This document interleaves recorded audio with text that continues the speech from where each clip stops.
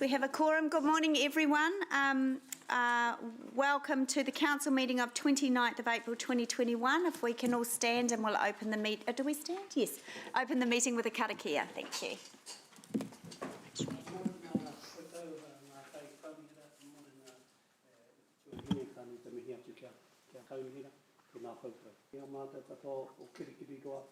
Arahi mātou I rumi te tika me te pono ke kore kōtiti I roto I tēnei ao huri. Ko koe te amorangi, ko koe te tokatū moana, whakatongi a te aroha me te rangi Māori ki roto I tēnā o mātou.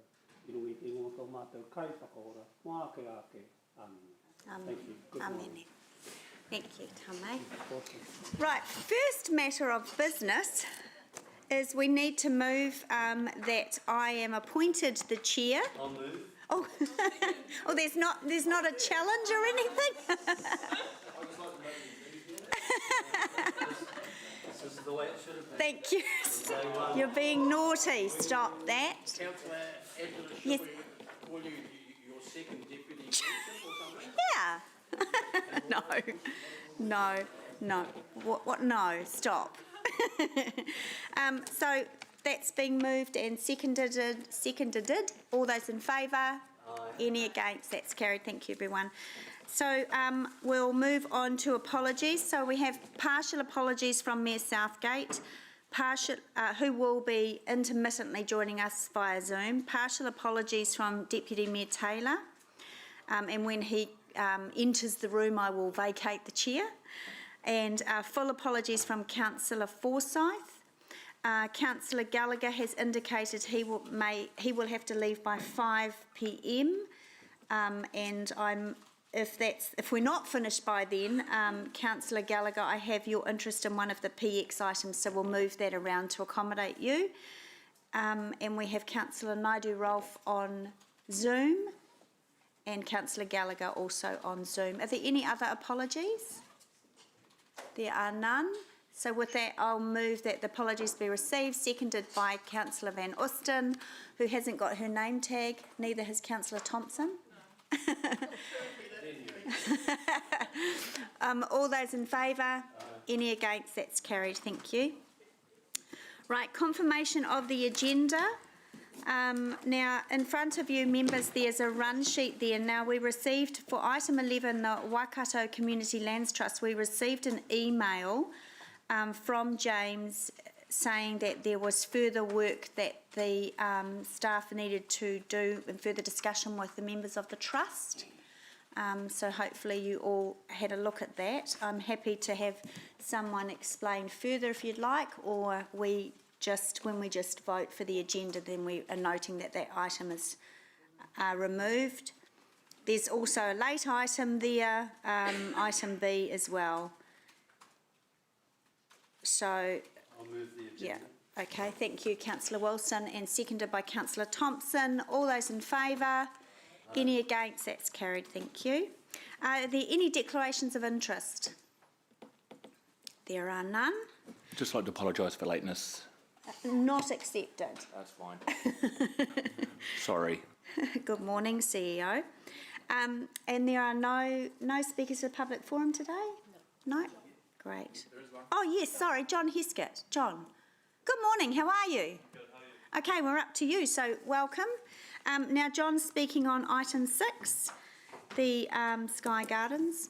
So, John, our public forum is 5 minutes, and because you're the only speaker, we can let you have that 5 minutes and then questions from members if you'd like. How does this all work? I press the button.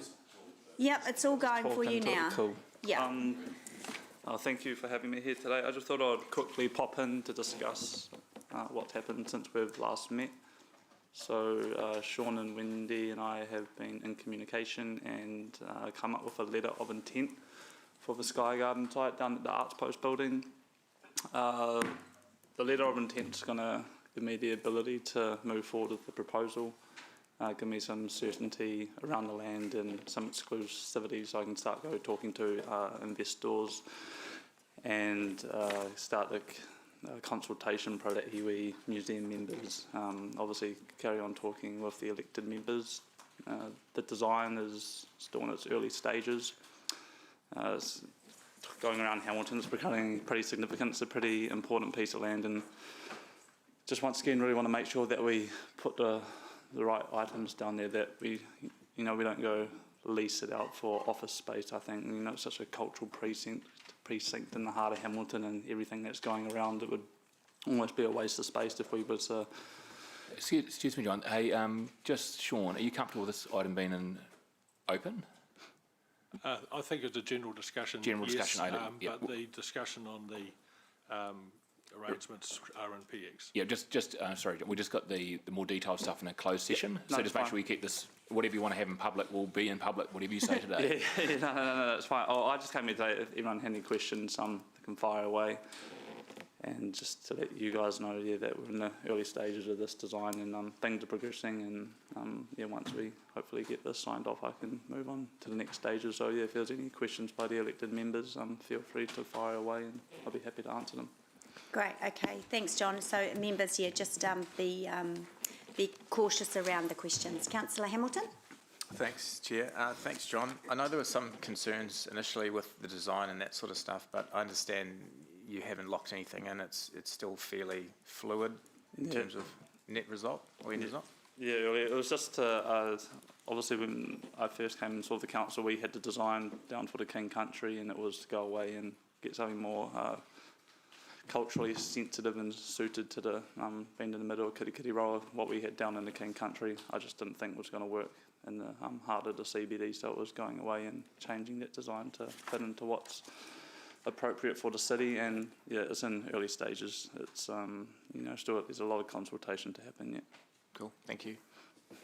Thanks, Councillor. Councillor Bunting? Thank you, Chair Angela. Just in very general terms, and obviously you can't say too much yet, you won't have heard too much in concrete, but how has reception been? Amazing. Everyone I've shown it to says, it's the first thing they say, this would be just so good for Hamilton. And it's going back to working, a lot of it's just coming back to around making sure we work around that sort of, that museum or that art, and a lot of things that come up about, integrating that museum with us, and the tourism side of it. It's just, it would be such a, having the swing and bungee in the heart of the city, everyone's just like, wow, that'd be so good, because everything else in the city's just coming together, and this would kind of might be a little cherry on top to top it all off. Great, thank you. Great, thank you. Thanks, John. Thanks very much for chatting to us this morning. Thank you. Right, committee members, let's move on to confirmation on item 5, which is confirmation of the council open minutes of 18th of March, page 6. Moved by Councillor Bunting, seconded by Councillor Wilson. Any concerns or questions? All those in favour, please say aye. Thank you. None against. That's carried. Item 6, confirmation of council open minutes 1 April 2021. Thank you, Councillor Wilson. Moved. Councillor Bunting seconded. No concerns. All those in favour? Any against? That's carried. Item 7, page 24, confirmation of the elected member open briefing notes of 10th of March 2021. Moved by Councillor Bunting. He's going for the streak again, so it's Councillor Wilson. All those in favour? Any against? That's carried. And last one. Item, it's like an auction. Item 8, moved by Councillor Hamilton, seconded by Councillor Wilson. All those in favour? Any against? That's carried. Thanks, everyone.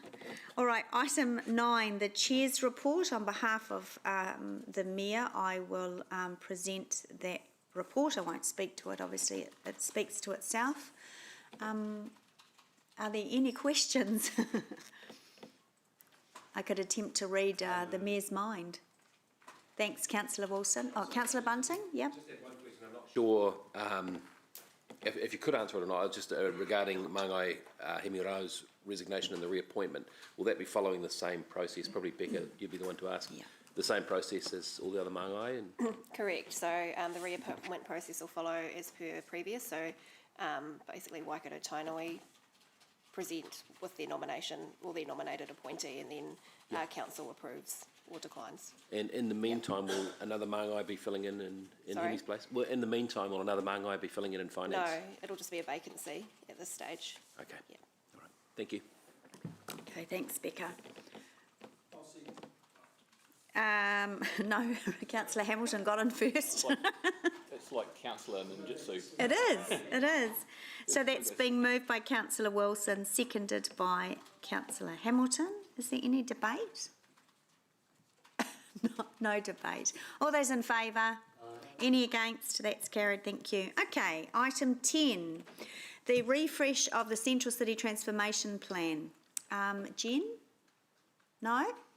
Paul. Hi Paul, how are you? Thank you. Good. Thank you, Chair. You can do a light touch over of presenting the report. The members are very familiar with it. Great, and, thank you. I might, in the absence of the Deputy Mayor, who else sits on that group? Councillor Bunting. Yeah, I'll just, after Paul, I'll just go to you if you wanted to just a couple of words on the, you don't have to? I probably don't. No, good, okay, all right. Sure. Okay. Over to you, Paul, thank you. Okay, thank you. Yeah, I'll do a bit of a light touch. So obviously this is finally the final Central City refresh CCTP, we call it. The original one was done in 2015, as some councillors may recall, and we pretty much spent most of last year during lockdown and out of lockdown, speaking to key stakeholders and public in the community for the Central City aspirations. The Central City River Plan Advisory Group have basically developed this over the last year under the chairmanship of Councillor Jeff and others. So we've had numerous workshops, spoken to lots of people, and it's really framing up the new council vision, a central city where people love to be. And to some extent, the timing was quite good at the back end of last year, so we could align some of the deliverables in terms of short, medium and long-term projects, usually the short term, with the LTP consultation. So the document's pretty high level. It's a visionary document. It's got 7 key outcomes that we want to see in the city. Many of them will be very familiar to most of the councillors in this room. We want a city where we want to encourage greater building intensity. We want more people in the city. We want a more vibrant city. We certainly want a city that makes better use of our connections to the river and to the West Town Belt. And obviously we want to improve the city for a prosperous economy. So part of that's obviously creating more opportunities for offices and retail and really residential. Residential's the key element that we need to enhance and support. So I'd largely take the report as read, but I think the key undertones are it was taking the old CCTP, which had a long list of projects, some unfunded, some funded, but really putting a greater spatial context on our vision for the city so the council's more integrated going forward, so we can deliver on the vision, the strategic priorities of council, and also give some certainty to internal and external stakeholders and developers who are coming into the cities. So the likes of, the key developers we see at the moment doing stuff, and really give them an idea spatially in the city of where council's priorities are. And obviously, some of the themes that came through with consultation is there's good support to leverage off the investment in the regional theatre. There really is a lot of energy down the riverfront side of the precinct. Obviously, LTP consultation supported, obviously with the right funding, future pedestrian cycle bridge to go over from obviously Hamilton East to the theatre, to the museum, to leverage off any plans for the outpost site. So there's that's one of the key focuses that have come through, but it's not exclusively the riverfront. I think there's an acknowledgement that we really want to enhance the living environment for people that are coming to the city, and certainly there's more opportunities to use our roads and our linkages more inventively for people, and also to make more connections through to the river. So a lot of the key themes came through. There wasn't any appetite to relook at Garden Place right now. I know that's always kind of the... we've been there. You're allowed to look at it. You can look at it. You can look at it, just don't. Yeah, that's obviously come and gone over the years, but I think it's where can we get the best bang for our buck, and certainly in terms of aligning LTP funding and expenditure, it's not going to happen overnight, let's be honest, but it's kind of a roadmap, kind of that framework for a much longer term than the next 5 years. So what we've also said is we want this thing to be updated more regularly than 5 years. So as we get into annual plan time, some things might drop in and drop out. There might be some NZTA funding, fingers crossed, you never know, but there might be things that come left field. So, for example, the Spade Ready projects last year, that would have potentially have jumped the gun. But I think it's been a bit of a journey, this one, but the River Plan Advisory Group endorsed it last month. So really it's the advisory group have to come to council today to get your full support, and then we can get going on using it and making sure that our Central City Programme Manager, who's worked closely with us over the last year, can use it as that kind of aid memoir to help conversations in the city and also to help our internal staff direct some of their thinking. Okay, great, That's thanks, it. Paul. Thanks. Right, we'll move on to questions, starting with Councillor Hamilton. Thanks. Paul, just being a bit of a train spotter, under short-term projects, Ross Trevor Street, page 79, talks about making permanent improvements recommended by the Innovating Streets project. Is that just a bit of a slip in terms of us not being predetermined with the outcomes of that? Yeah, I mean, it's a good pickup. I mean, obviously, we're not kind of tying ourselves to anything in this document, but we're acknowledging that there's some key projects that are happening right now, such as the Ward Street and Ross Trevor Street. We've got to do that groundwork to see what might work there. But obviously, the detailed outcomes of those pieces of work have yet to come to fruition. So we're really at the early stages, but it's a commitment, certainly in the short term, to see those projects through. So we've tried to anchor them in this document. So. Cool, thank you. Thanks, Councillor. Councillor Bunting? And thanks for this, Paul, and thanks for all the work on this. It's been good, hearty discussions. It's been great. I'm just wondering, in general terms, is it flexible enough for people to come along with great ideas? So, for example, John Hesketh's idea, we had a few submissions come in, Jean de Rome, the French lady, with her ideas. Is it flexible enough to incorporate those, or are we stuck on this? It's exceedingly flexible. Good. I think that's one of the narratives of this document, that we don't want to say this is the only way you can do it. Right. It's actually a very broad, high-level document. Yeah, it's not a regulatory document, but we will be using this to help inform our thinking around the district plan changes over the next 18 months. But the idea is that this isn't holding anyone to any particular outcome, but it's saying these are the things we want you to think about. Yeah, great. Lots of nodding from behind you there too. It's good. Yeah. Thank you. Thanks, Councillor. Councillor Thompson? Thank you. It's a really exciting document. My question was just in regard to future-proofing, say, the implementation of anything here that requires land. Like if we're looking at ensuring there's enough green space to support intensification and things. I guess land's never as cheap as it is now. I'm just interested in what kind of work we're doing to ensure that we're future-proofing to enable the implementation later down the track. Yeah, it's a good question. I think, like I said, this is a really visionary document. The kind of our strategic regulatory district plan, if you like, is the document that helps us determine what goes where. And that's obviously relatively permissive at the minute for the central city. I think councillors would have heard in briefings over the last 6 months that you can pretty much go as high as you like, and there's no real sort of minimum parking standard. There hasn't been for years. We're limited to what we can do on our own land, but obviously that's where we have the best bang for our buck in terms of how we use our own assets to encourage other developers to do the right thing. Obviously, this can't beholden anyone to do anything. It's something that we use as a kind of a persuasion tool, if you like. But the idea is we want to facilitate more high-density residential. We want to be a lot more flexible around commercial uses on the ground floor. For an example, I won't get into the sort of train spotting detail, but, you know, traditionally we've always sought retail on the ground floor in the district plan. But I think there's an acknowledgement now that we'd be quite happy whether that's commercial and retail. It doesn't just have to be a shop, as long as it, you know, there's examples in Garden Place right now where you're activating a space.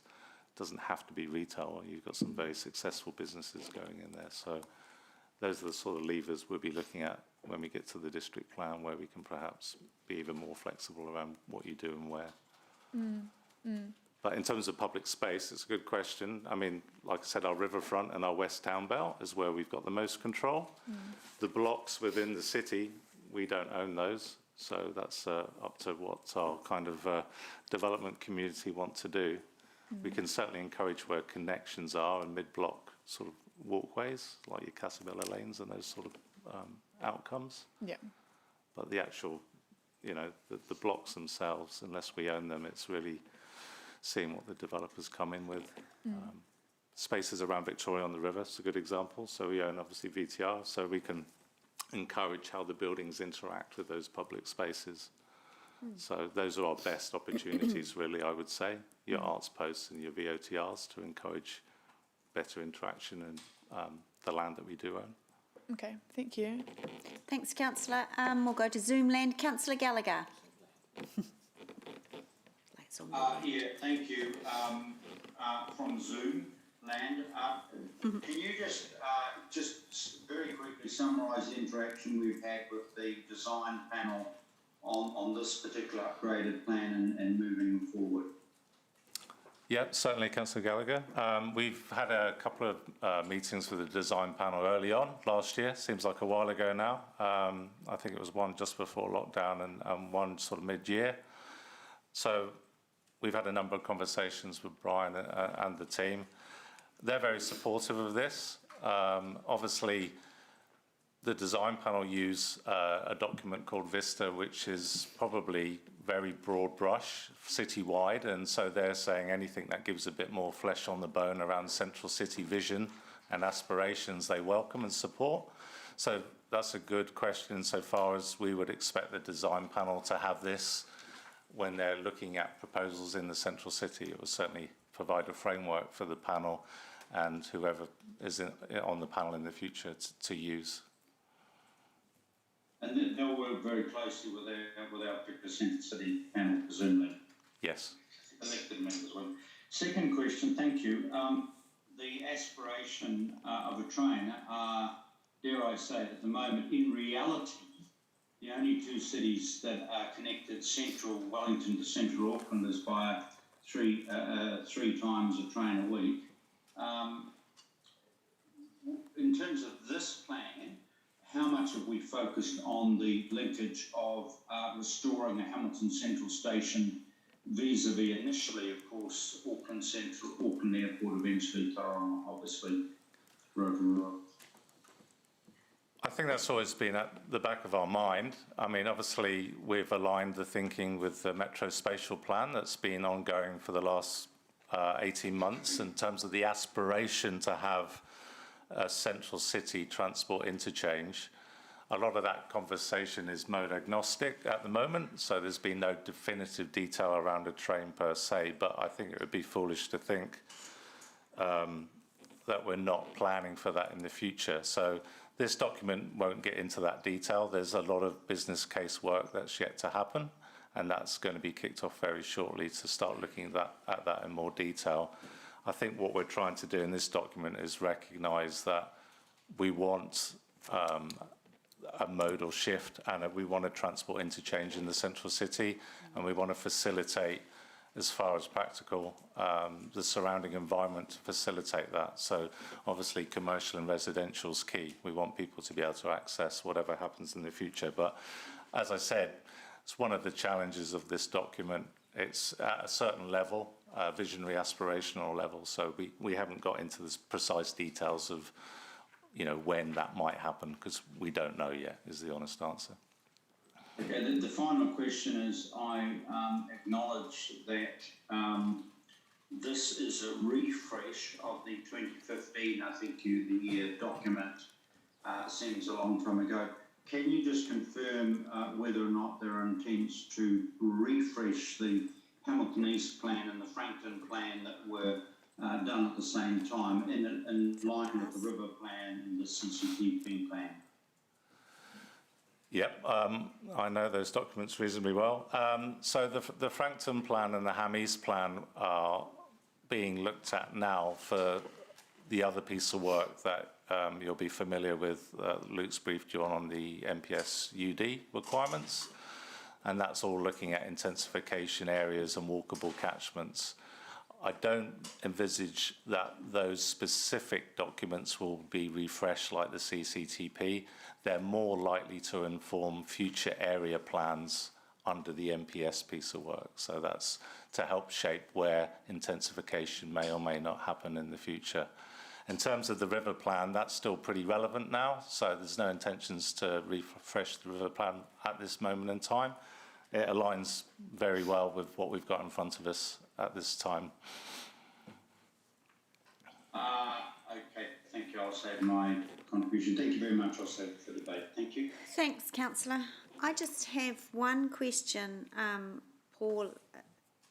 When we're really clear with a vision and we put it out to the public, we do get, you know, good uptake and good response. And the first time we did the remissions for the CBD, DC CBD remission policy, I think that was the significant trigger to, you know, for the 5 or 6 years we've had now of development. So what I see in the report, it talks about how you'll keep elected members updated, how you know, staff will integrate this plan into their thinking and into their work. What's the plan in terms of getting it out to stakeholders, general public, and just sort of showing at a high level what the vision this council is going to be adopting is for Central City? Yeah, it's a good question. So, I mean, obviously the vision's been informed by discussions last year. It's always tricky getting the right vision because it kind of changed midway through last year to align with the city LTP vision, the central city where people love to be. Yeah. It's effectively much the same thing in terms of we want people to enjoy their time and be enthused by visiting and staying in the central city. There will be an executive summary document that's being worked on right now. So my good colleague Lucy behind us, who's our Central City Programme Manager, which is really great because that ensures there's some longevity to ongoing discussion with this document. Yeah. So I appreciate the one before you now is quite wordy and lengthy. It was even longer than that 6 months ago. So the executive summary document would be our kind of front window, if you like, to carry that discussion forward. And we'll have that available online and anybody who wants to have those discussions. Okay, that sounds good. Thank you for that. Councillor Van Alston? Follow up from your question. We're really good at being able to put these great plans together, and I commend you on the work in the committee, which I've only just recently joined formally. But as we do these things, we, from time to time, come across some roadblocks and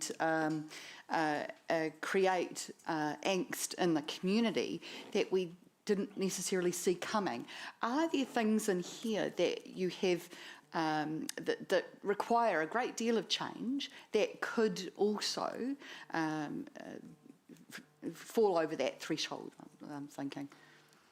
I mean, I think you're right. There's always things that the community might come up with that we haven't captured or we haven't managed to acknowledge through engagement, I suppose.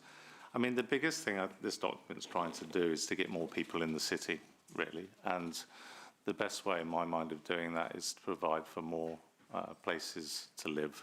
And when that happens, you will get tensions because, you know, living close to commercial premises is the biggest challenge, I think. So that will probably be the biggest kind of hurdle, I suspect, coming forward. There's also the transport and the parking issues as well.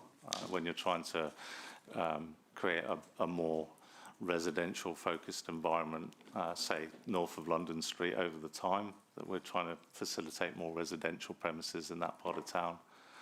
And there's always that friction between commercial expectations of what you can do and hours of use and noise and smells and things like that versus people living very close by. So that's most likely to be the biggest challenge. Okay. Okay, thank you. Good question, thank you. Councillor Thompson? Just reminded me of the submission we had recently around problems that event organisers are having with using, say, Victoria on the River because of noise nuisance constraints and things. And so are we looking at more closely how we deal with that conflict of residential living and things, but also wanting to be able to have events and have music and that kind of thing in terms of filling that cultural vibrancy? I don't know. I can't answer that directly, Councillor Thompson, I'm afraid. I suppose there is things we do now around and it's outside my area of expertise, but from a building regulations perspective, you have acoustic attenuation and methods to soundproof residential premises. I think it's always a challenge in terms of bylaws and what you can do to facilitate appeasing residents from noise. You're in the central city, there's a level of expectation that there's going to be noise and disturbance and events going on. So yeah, those I think goes to Councillor Maxine's discussion. Those are the frictions as you evolve a city in terms of its intensity and density. Hours of use is another thing that you'd see in premises, but I think one of the challenges in these types of documents is you're saying you want a 24/7 economy in the central city. You want people in. You don't want it to sort of be dead after 6 o'clock. Because there's a lot of opportunities between 6 o'clock and 9 and 10, and some shops could stay open, but at the same time we're trying to intensify and create residential environments as well. So I think those will be challenges, but there are some things you can do from a building design perspective to help that. It could be maybe in terms of a particular issue that was raised around Victoria and the River, maybe it's something to discuss at the Central City Advisory Committee or group. Thanks. Councillor Pascoe. Yeah, thanks, Chair. Just one quick question. I'm looking at the Central City snapshot at March 2021, which is on page 52 of 371, so I don't know where that fits in. Just a recall that last time we saw a stat of the number of people working in the city, it was around about 23,000, and I notice now it's around about less than 21,000. Are we experiencing a decline there? When I thought, anecdotally we've had, we seem to be on a bit of a cusp of numbers increasing. Sorry, what page is that? Yeah, 52. it's page 52 of 371. It's Central City snapshot. To my knowledge, we're not experiencing a decline. We are seeing more sort of higher density typologies come in, and there's some in the pipeline. I know our consents team are having. I mean, obviously the Park Haven development near Founders is always touted This is as people an example. working in the city, Yeah. not living. I see that as increasing, and Definitely certainly increasing. we're visually seeing that happen as Yeah, those but apartments go up. And obviously you've got ACC Regional Council and Wintec, so there's some big employers coming in. Can we keep some running stats on that? Because it would be useful, and indeed on all of those stats, to get some sort of comparison as to what areas of growth we are actually experiencing. We can.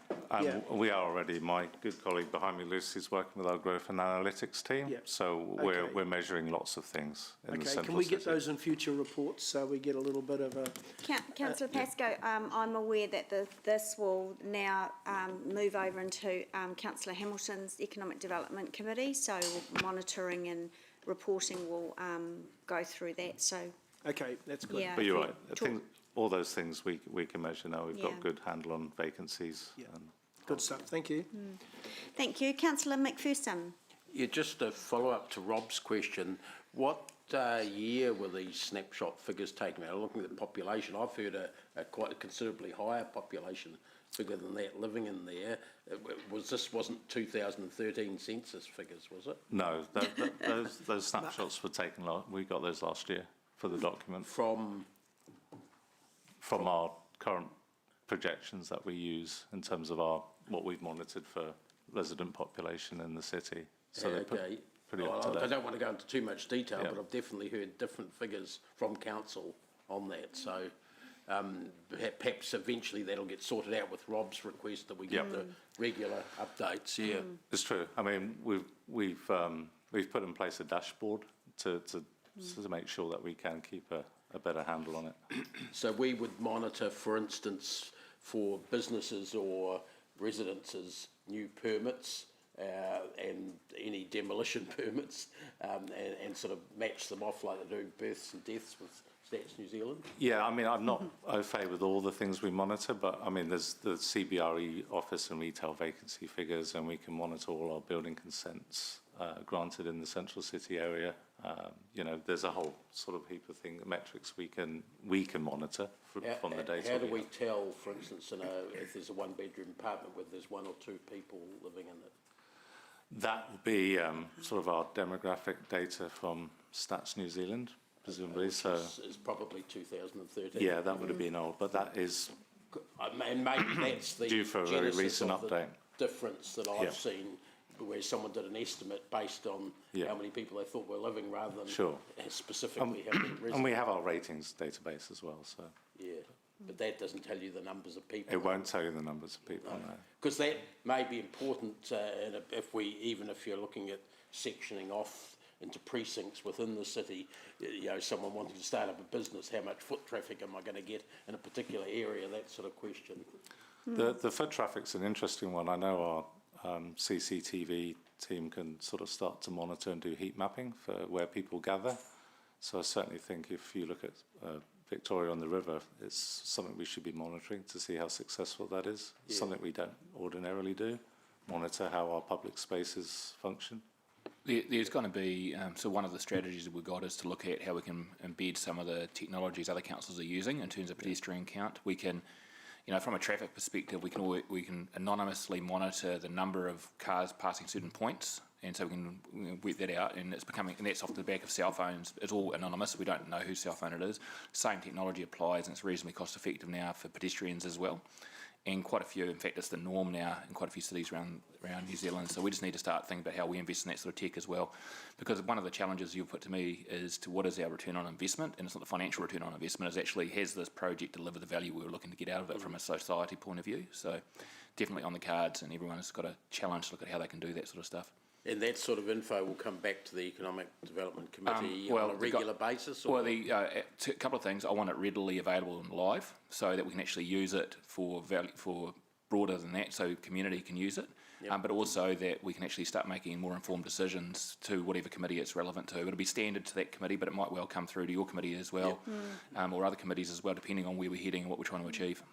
Yep, thanks. I like the births and deaths of buildings. I'd like to see that in a report. More births than deaths, please. Councillor Gallagher.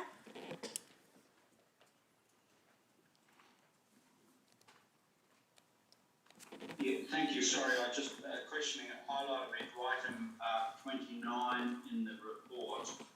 In the medium-term Worley Place study supported. This is the critical bit. Boys Park open space upgrade for the Heritage Founders Theatre site, also identified as part of the West Town Belt. I take it this is sufficiently high level because, as you know, Council at the last time we voted on that particular area was fairly nearly evenly divided by one vote on that, on whether we proceed with that particular vision. Certainly can support Boys Park upgrade, whether or not in then that includes the Founders Auditorium or not. Is my understanding this is a very high-level document, and obviously by voting for this, we're certainly not giving a slightly a nod and a wink to that particular proposal. That's correct, Councillor Gallagher. It's high level, and one of the reasons in the medium-term section, because there's probably a lot of water under the bridge between now and that sort of 10-year horizon.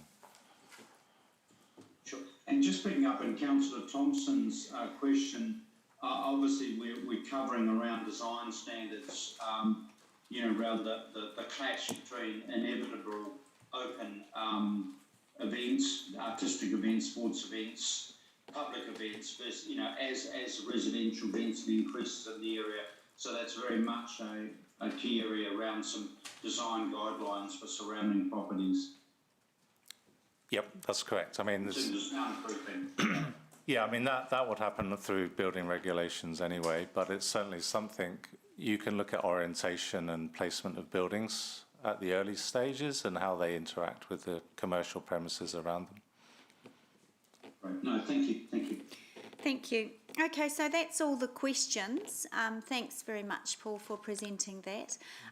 Could a couple of the members on the group like to move and second? Councillor Bunting, you're happy to move, and Councillor Van Osten, happy to second? Wonderful, thank you. Councillor Bunting, well, let's go to debate. Yeah, first of all, I'd like to thank Deputy Mayor Taylor for his passion and his his focus on this. I think he's done a great job alongside you, who've been spectacular, team. Thank you. The thing I really am excited about this plan is when I asked Paul about how flexible it is, and it is flexible and it is in tune with our community. I mean, just think, in the very time that you've been working on this project, we've gone from an economic boom to a global pandemic shutdown, to the threat of economic devastation, to a mini boom again, and that's in the time we're writing the flipping plan or reviewing the plan. So who knows where we'll be in 2 years. So it's really important that this plan is flexible and nimble. I mean, we all have great visions of an amazing central city. Mine is of arts and crafts markets at Norris Ward Park, weekly music festivals, times where we shut down Victoria Street and Clauden's Bridge for festivals and parties, reasons for people to come in. And while it's not up to us to put on these festivals or activities, it is up to us to create an environment where people feel comfortable and safe and encouraged to make it happen. I'm delighted to hear that we're not just expecting retail on the ground floors, because the future ain't what it used to be, and we've all seen examples of ideological pedestrianising of streets without changing anything else around it, like retail strips. And you go down the street some streets in Napier, some streets in Tauranga during the morning, and it's a ghost town because everything else hasn't moved with it. So having business and retail combined there could be the answer to that. I'm absolutely delighted to hear, because most retail now is done at big box malls, where those cunning devils get you to park a long way and then walk past every other shop in the mall before you get to the one you're after. They know what they're doing. And that's just the way it is. That's what people are responding to now. So the challenge is now to local business and local retail to move with this plan. I challenge local retail to fish where there's fish.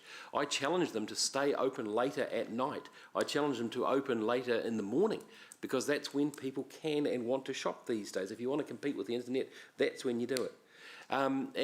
Before people moan and say, oh, look, that's too long, we can't open for 18 hours, who's to say you only have to have one business operating per shop or per cafe? Imagine having two businesses, one operating the day trade and another one sweeps in for the night trade. I'm challenging business to think that laterally and think that bravely. Again, it's up to local business to play their part in this equation now. I think the team have done a smashing job, and I'm really grateful for this plan. I think it's really nimble, and I'm looking forward to the next iterations. Well done, Councillor, thank you. Councillor Van Osten is the seconder. Did you want to say anything? Just a couple of words. Mark's rounded that up really nicely. We're in a city that is experiencing real growth, and that won't change. We cannot keep spreading out further and further into our productive lands, and so need to be looking to our city to be able to provide anything as possible kind of opportunity, and that's what this plan does. It encourages people to come in to live in our city. It encourages businesses to come along and do business there. It creates opportunity for a variety of different projects, different ways to be able to think and live. But with that comes change, and change isn't always taken on well by everybody in the community, and so we have to have a great plan to be able to look to that sets out the vision and gives a really good big picture of what our aspirations are for a city, and that's exactly what this document does. It sends a signal to developers, to businesses, to communities, and to those that are now outside of our city that we're hear that we're serious and that we want to be able to see this really positive growth and opportunity come to our city. So I welcome it and also want to be able to see how it might be delivered in later years. A refresh of it on a more often time frame is really valuable and a wise thing to be able to build into it too. And so as a new part to that committee, I'm really happy to be involved in the further discussion around it. Thank you. Thank you, Councillor. Councillor Pascoe. Yeah, thanks, Chair. And look, I welcome this report today. I was involved in the earlier Central City transformation plan, and I'm pleased now that it's been picked up by this council 6 years later and has been refreshed. I'm pleased it's high level and that we've got sufficient flexibility around where we think the spend and the resources should go, because I think it's important that we are able to respond to the changes on a timely basis. I think the stats are important, as Councillor McPherson has alerted us to, about residents, but also about people working in the city. People movements are important, so collecting stats on that, but also whether that 20,727 people are FTEs or part-timers, because each of them will create some sort of movement around the town. And if we can get our stats right, we can also measure how they actually get in and out of town, whether it's using modal change or whether it's the old car and creates the problems that that we have with motor vehicles needing somewhere to go. So stats will be very important here, and I also encourage the interface of the Central City with the Economic and Development Committee, because I think marrying those two together will ensure that we aim to get the best use of the best bang for our buck and the best use of ratepayers' money. Central cities internationally and nationally are under all kinds of pressure, and in this year of more local travel than international travel, many of us have had the opportunity to visit other cities and look at and observe their success and their failure points. And I think that it's a good time now to be making sure that we remain nimble and timely in being able to respond to what will be the best fit for Hamilton going forward. Thank you, Councillor. Councillor McPherson. Thanks. A comment in Rob's speech just then reminded me when he talked about doing the first edition of this 6 years ago, a former predecessor actually of one of our general managers here, when she was works manager, said in about 2004 or 5 that there were at that point 32 different reports on the Central City since the mid-1960s. So I'm making this about 38th one now, and all the rest are lying on Councillor Gallagher's coffee table at the moment under lock and key, and he dusts them off every now and then. But the serious point in that is that it's absolutely useless plan if it remains on the coffee table. And I'm pleased that there are some projects coming out of this. I do see a little bit still, in my opinion, of disconnect between the philosophy, the vision, and the implementation in some areas. It's a bit light in those areas. And I think perhaps a way of monitoring that is to have a report against this, looking at the 7 outcomes desired, what's the progress on a regular basis. So and that should inform our LTP decisions, not someone's bright idea that comes forward in the middle of a process, but the planning for it needs to happen as well. When I talked about it being a bit light, one of the areas is transport, because at the moment, as Rob correctly said, the city gets gummed up with cars. I'm not quite sure he meant it quite the same way I might have.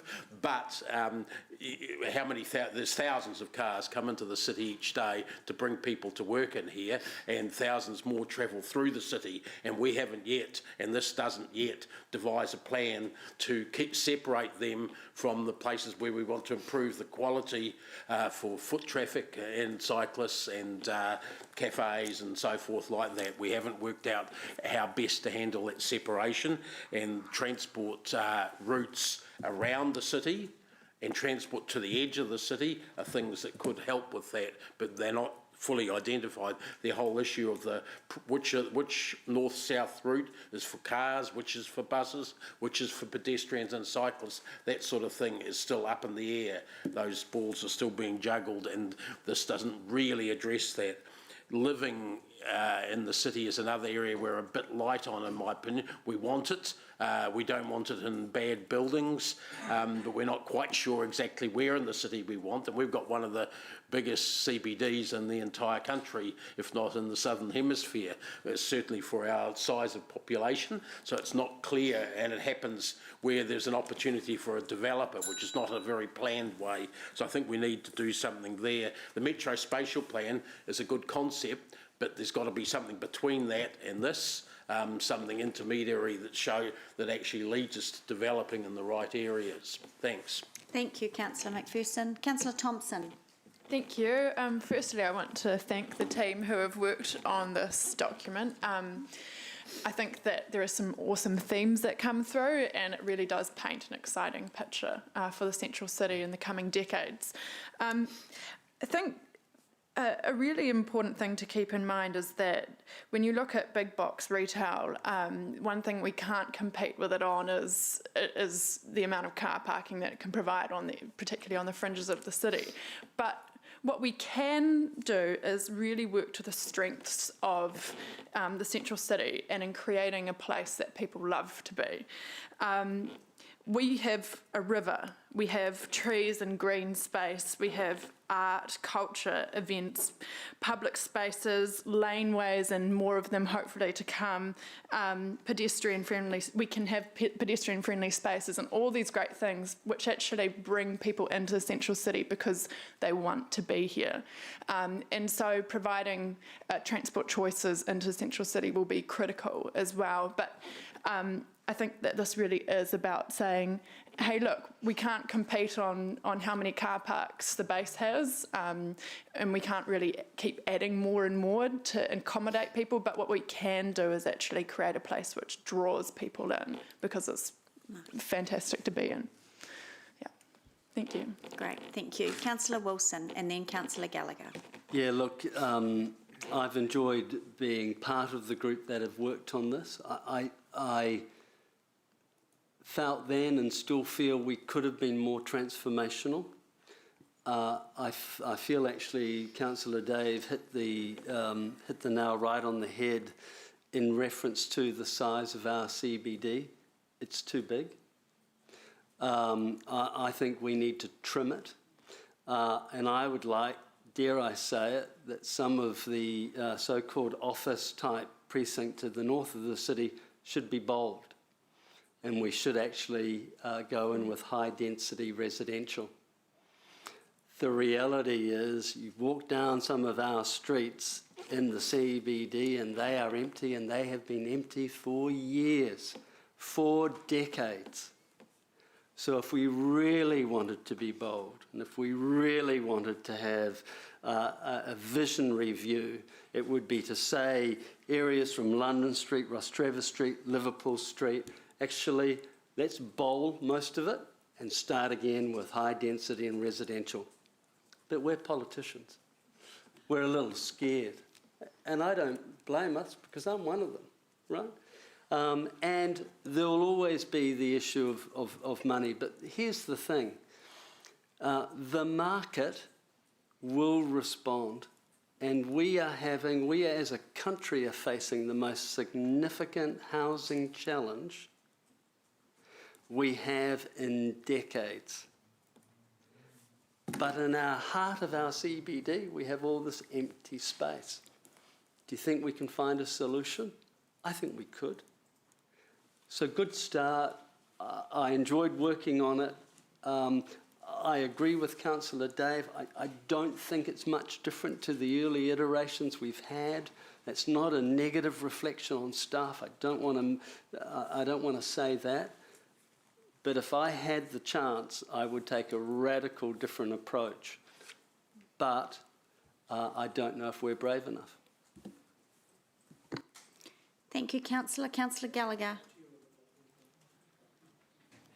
As Councillor Wilson knows, I'm always very, very brave and very open to that discussion, but I think it's a really good reminder, to keep that discussion going about being bold. When Andrew King, the former mayor, approached Jeff Taylor, as then councillor, to chair this particular group, I think he and I and others showed great judgment, because I just want to formally acknowledge, since Andrew King put him in this role with the council of the previous council, Jeff has shown some really good leadership. And as Dave said, yes, he's probably right. There's been about 28 coffee table books. There's going to be a grand auction, I think, soon as a fundraiser, possibly blow the dust off, dare I say, with some humour. But, for example, the fine-tune we did in the previous council, there was going to be apartments occupying some beautiful green space next to the Celebrating Age Centre. We canned that. And also, we, albeit without controversy, we, in my view, and I think we will be shown to be visionary in the eventual purchase of the VTOR site to develop that appropriately. I want to also shout out to the staff and to the presenter today, in particular, but his team. I think you've all done an incredible job, and I think with respect to you, and I think you do bring some excitement, some bold thinking, and obviously with our partners as well, that's really important. We've talked, I'm not going to try and repeat some other really good contributions about wanting to have the vital central city and what are the ingredients that make that. And I'm delighted that this particular transformation plan has not been able to gather too much dust, has not and is not becoming another coffee table book. However, I do believe that in addition with the river plan, which is interlinked with this so closely, I do want to pick up the Hamilton East plan and the Frankton plan. I want to blow the dust off of those. With respect, I don't think it's good enough as I will refer to them when we're reviewing our national policy statements and this, that and the other. Of course we have to do that. And I think we either say, are we going to have a damn good look at both of those plans, because both Frankton Precinct and the Hamilton East Precinct do dovetail in to Hamilton Central and are absolutely related to the central city. If it is not our intent to review those documents, to refresh them, or to say that they are quote-unquote living documents, then I think we need to actually go back to the people who we gathered in a room several years ago and say, your enthusiasm, thanks very much, but no thanks. And I think what we've got to avoid is actually asking people to give so generously their time and enthusiasm if we're not going to pursue the visions that come out of that process. But obviously I'll pursue that at another place, particularly in the LGP and other areas when we pursue that. I think time's up, Martin. Overlays all this, yes, I'm just closing. I don't have the timer here, unfortunately, on my machine, so do thank you for mention, Madam Chair. I apologise for that. Just very quickly, with the national policy statements, obviously these are going to dovetail into the major work that central government is imposing and doing with local government as well. So this is, dare I say, a very, very critical and important document, and compliments to all concerned. Thank you, Councillor.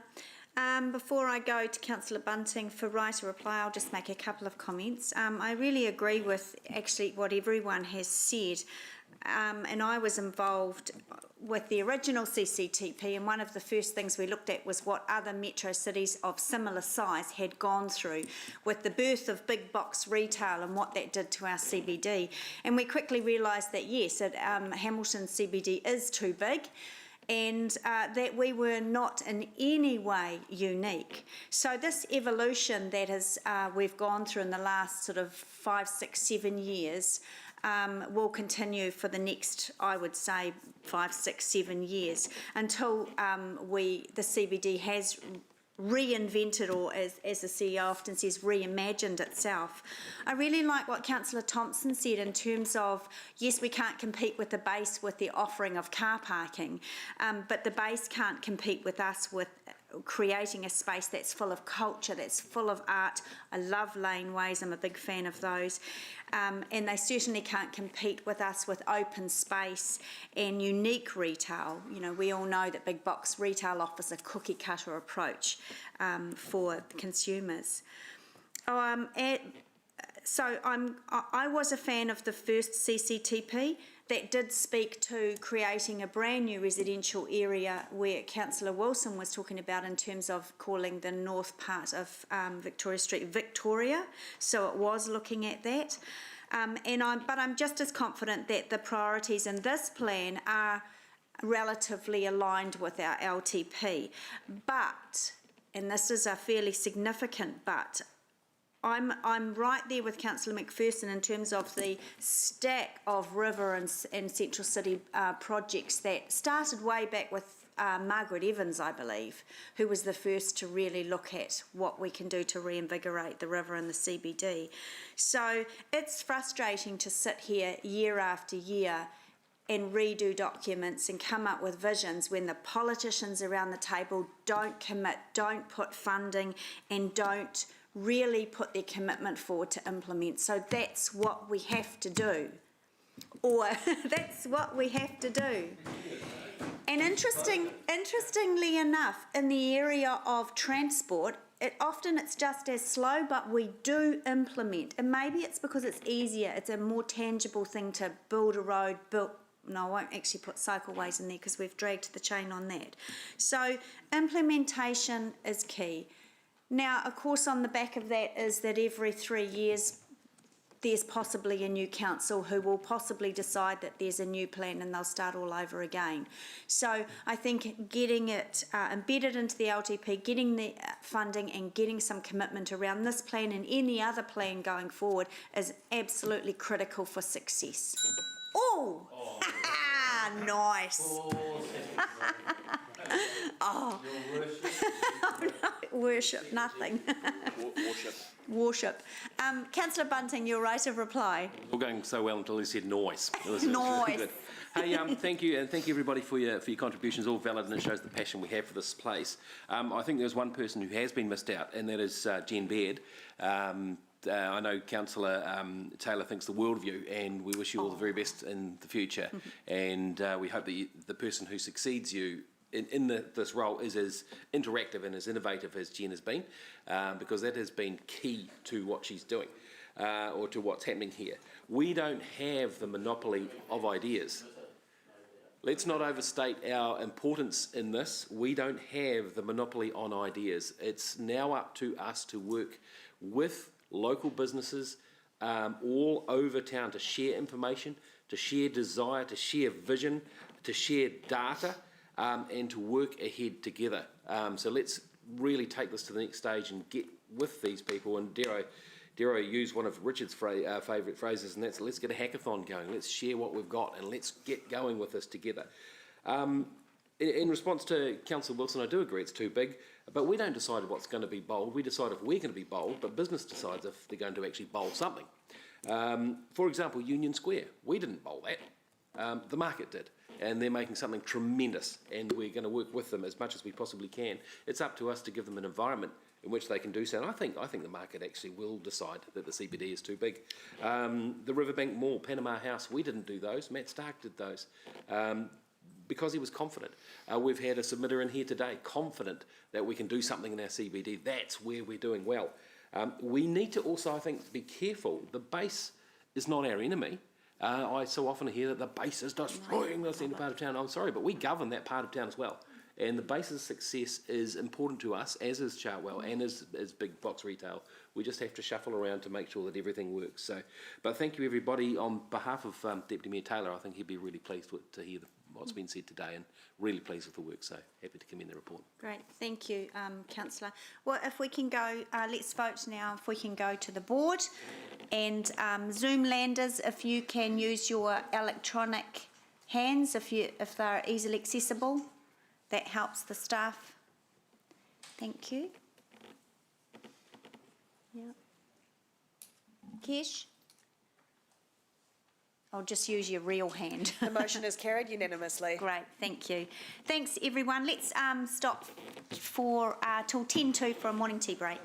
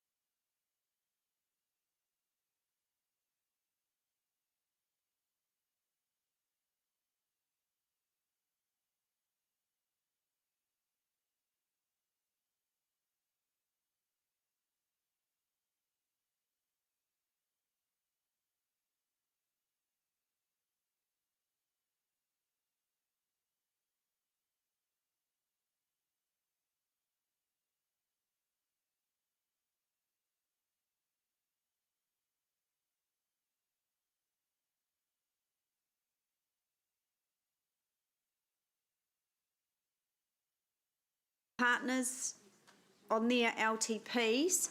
Now, these have been circulated for comment, so it would be good to not do any material changes at this particular point. I don't think you need to, do you want to present your report? No, just take it as read it for questions. Just to clarify, councillors, that we apologise for the short notice and the fact that we've put the more substantial draft circulated to you last night, and that was just to allow us to incorporate the feedback that came out of the session with the Waikato Regional Council briefing the other day. So apologies for the short notice. That's okay. And we're happy to take some changes. We've noticed a couple of formatting things that we'll fix as well. Yeah, okay, great, thank you. All right, let's go, Councillor Pascoe. Yeah, look, can I suggest some they're not significant changes, but some minor changes that I would like to have included, but it obviously is subject to the rest of my colleagues agreeing to those. So, look, I've only got a couple for each one, but if I start with the Waikato District Council, there's no request for them to participate in the Puketaha Gordonton Road macro scope, and I would like that to go in there. Probably no objection around the table on that one. Yeah. It is, or at least 60% of that road area is in their domain and will benefit their ratepayers. Also with Waikato District Council, the focus is on the Hillcrest Library, but I'd like the Rototuna one to be included in there too, because that is indeed closer to their border than the Hillcrest one. And we're spending nearly $20 million on Rototuna. I assume that things like the library use funding that they currently provide and the water charges that we make to their residents is part of an ongoing matter. But I understand that there are some roadblocks around that, and I don't know how we might drop a hint that we'd like to have those resolved too. Can that be included in? You might need to use some subtle wording there, but I'm around those two. Can I just clarify a couple of things? So, Councillor Pascoe, under section 5. Hang on. I need to look at the... Sorry, on the Waikato District one. Yeah.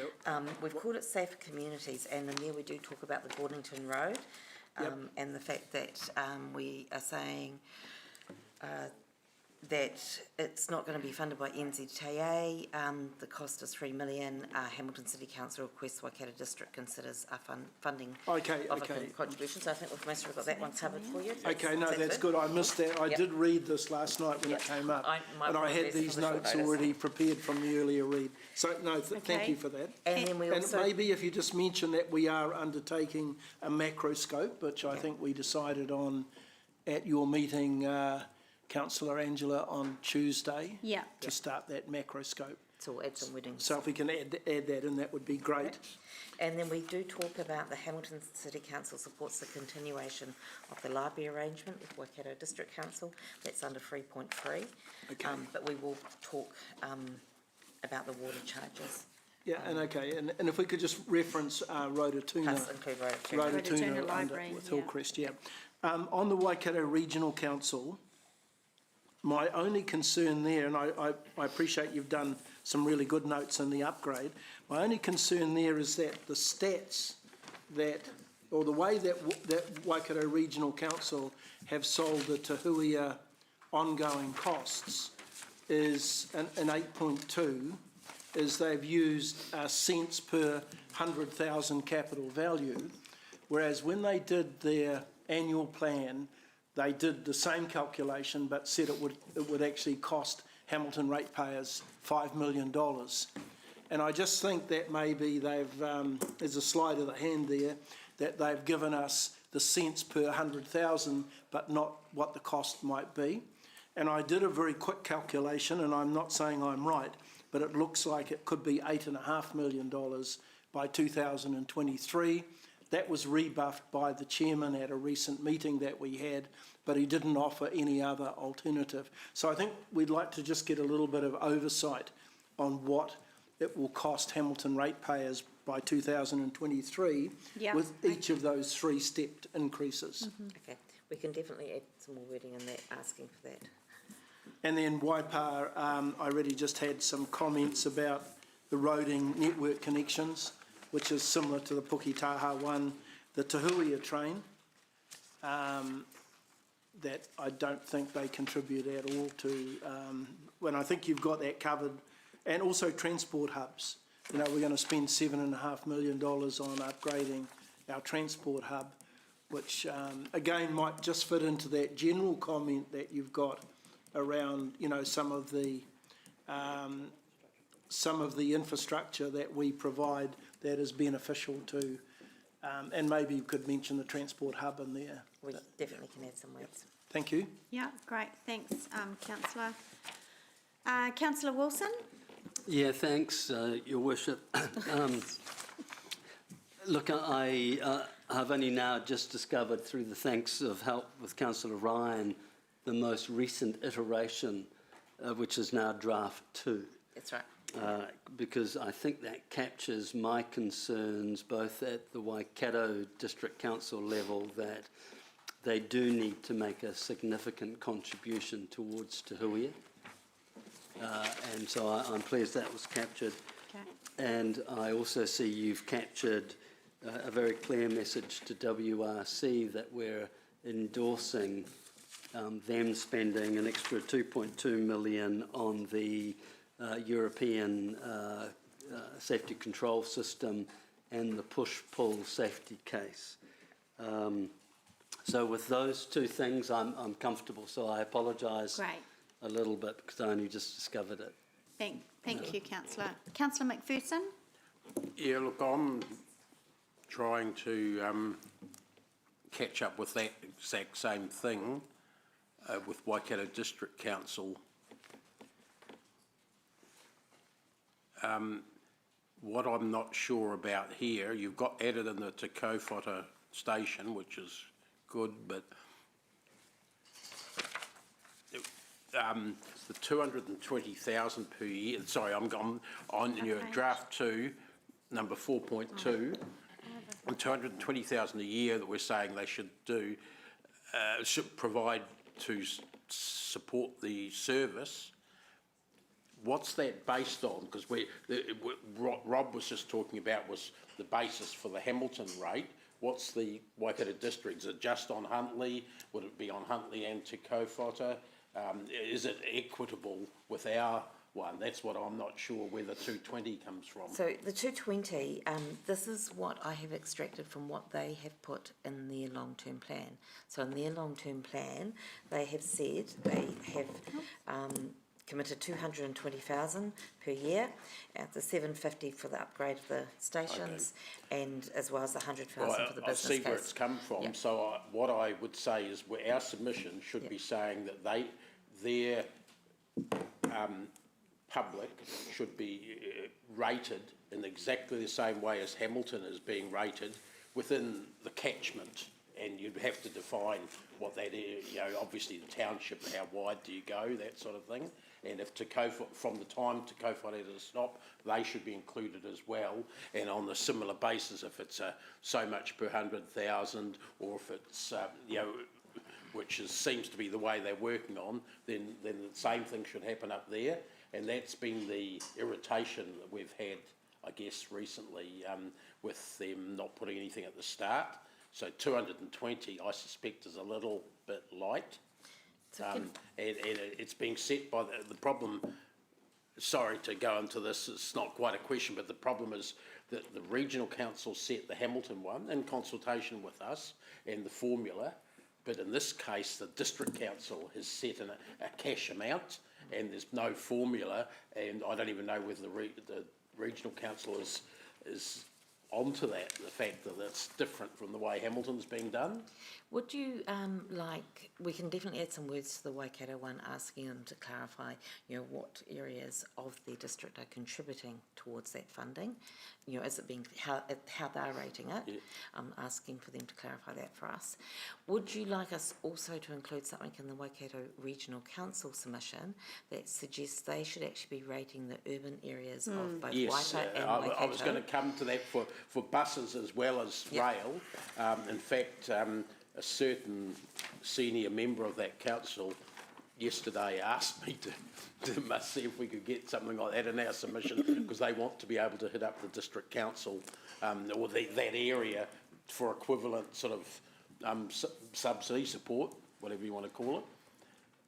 It's a historical weird thing that they've just gone and said we want 20,000 for this service, whereas here they say, well, all services in Hamilton cost this much, how will we rate for that? They haven't adopted that approach anywhere else, and they should now that it's got a region-wide public transport set up, including the train, but not just the train, the buses are the same. Yep, so we can put a section on that. I think that'd be really valuable to add. Yeah. We do have a bit of time with the regional council one. It doesn't close until tomorrow. Is it? Oh, tomorrow. So we do have time. That's great. Plenty of time. There you go. Mark's onto it. You don't need to sleep. Dave, we did ask them that at the roadshow last week about whether they would be whether regional council would be rating district council, and we got no firm answer on that. Yeah. So I don't think they want to grasp that bullet. I mean, for instance, Tokoroa is about to get a subsidised service, but they've said, I was there when they said it was going to cost 25,000 a year. How's that going to be rated? Who's going to collect it?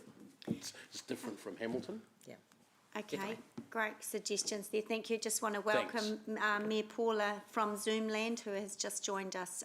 Mayor Paula, we are on to the submissions, item 12. So we're just still in questions. Councillor Bunting? Thank you. On page 383, our submission to Waikato Regional Council, I'm wondering if we couldn't slip in here somehow under biodiversity, that they look at assisting us with our $100,000 a year contestable cat desexing fund, so in order for us to be able to use that money for biodiversity purposes more within our job rather than theirs, or without saying that, but do you know what I mean? Because we have been asked to ask them, so I figured it would be good to ask them formally about it. We can definitely add that in. Thank you, that's great. Excellent. Okay, sorry, Councillor Gallagher? Yes, I know you give equality to the Zoomers. I do. Boomers. Can I, Boomers on just the question I have, and I'll pass to a general comment in terms of the forthcoming major local government review and how this particular process might inform our experience of our relationships. We've made, and we continue to make year on year, specific requests. Can you just remind us how each of these requests and submissions, when we get to discuss and in what forum the feedback and the response, from the three councils concerned? So this is Hamilton City Council participating in the other council's long-term plan process. So exactly the way the public has and the councils have participated in our process, we're making a formal submission to their long-term plan. We have asked to speak to those submissions, so elected members will represent council at those various verbal submissions that those councils are running, and put our case forward. It is exactly the same process as we follow, where their council will then deliberate and decide which ones are included. I'm highlighting this. My question has a purpose. We're obviously lining up with the hundreds at each of these, our colleague councils. I guess what I want to know is, when do we get to discuss the specific wording of their responses to us? They're going to say yes to help for Rota Turner or Puketaha or rating or range of things, or in most cases I suspect it might be a no. I don't know.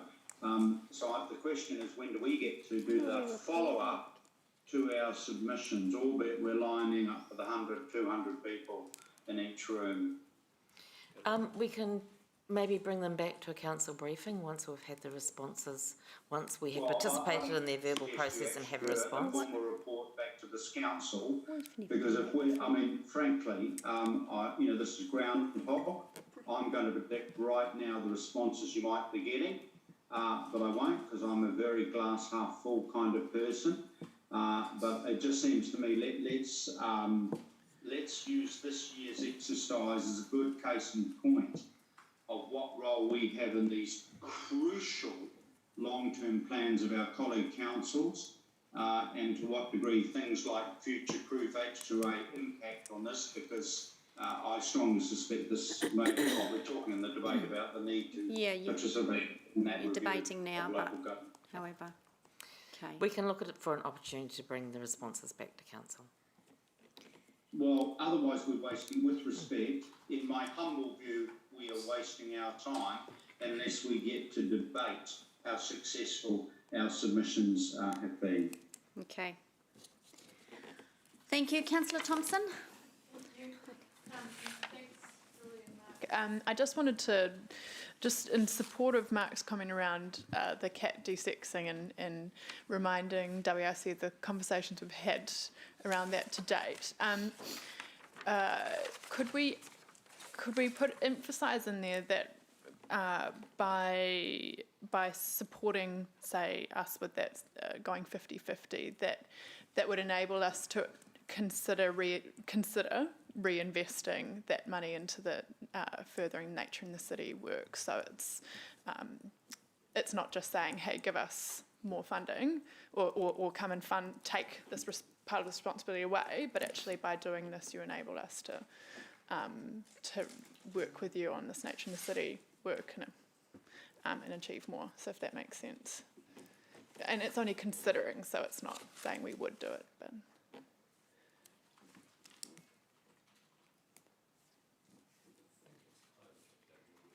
I was just thinking it is. We do talk about assisting with the delivery of the nature and the city strategy and the local Indigenous biodiversity strategy. So we can definitely add some more words. I'm just conscious that if that is a resolution of the council of how they're going to spend our money, then it must we really needs to be can't. a separate, not. Yeah, it needs to be follow that process to get the resolution covered, maybe in our LTP discussions coming up. Yes. Yeah. Okay. Okay. I just want to make sure we're right. Yeah. All right. Thanks everyone for those extra contributions. I think you've feel free if you do get stuck overnight to go back to the member that's raised that just to check back in with them. Appreciate. Your second deputy worship. How do these get presented? Who organised?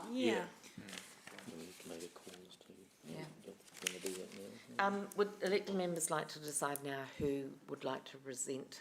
We can do it offline. Yeah, I didn't mean now, but you're going to take a couple of elected members along with each one, sort of thing? Yes. So we have asked to speak at all of them, and as soon as they advise us of the date, I was thinking we'd come out to elected members and say who would like to come. We definitely should be going there because they appreciate it when you attend in person, just like we do. How many of us have read the other 3,000 submissions that didn't come in person? Come on, be honest. Yeah. Okay, great idea. So just note that as an action to follow up on. All right, so thank you everyone. That's all the questions. So the recommendation for item 12 is back on page 132. Now, if we can just reword B there just to approve the submissions on subject. Noting minor changes. Noting the minor changes. Do we have to say brought? Will be incorporated. Yeah, okay. So noting minor changes be incorporated. Okay. Thank you, Councillor Pascoe. Seconded by Councillor Bunting. Councillor Pascoe, did you want to say anything in debate? Yes, I do. Specifically want to focus on Waikato Regional Council because I think they have the greatest financial impact on Hamilton ratepayers than the other two, but I do appreciate the extra work that staff have done over the last day or so to update those initial submissions. I think there's a significant amount more detail in there, and I'm hopeful that they will be read and some action taken on them.